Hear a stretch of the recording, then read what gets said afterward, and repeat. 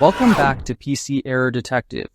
Today I will show you how to set myself as administrator in Windows 10 and make sure your account has full access to manage your PC easily.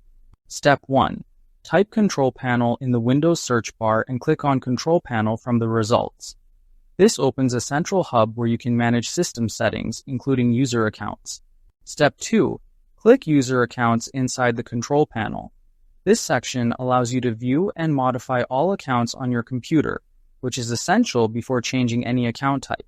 Step 3. Make sure you log in with a user account that already has administrator rights. Only accounts with administrative privileges can change other accounts to administrator. Step 4. Click Manage Another Account.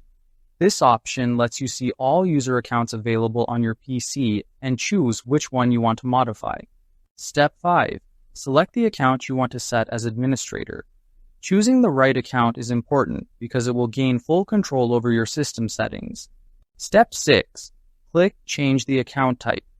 This opens a menu where you can assign different permission levels to your selected account. Step 7. Check the box for administrator. This step grants the selected account full access to manage the computer, install software, and change system settings. Step 8. Click Change Account Type to apply the change. After this, your account is now an administrator and can manage all aspects of Windows 10 freely. Thank you for watching, and don't forget to subscribe to PC Error Detective for more helpful tutorials.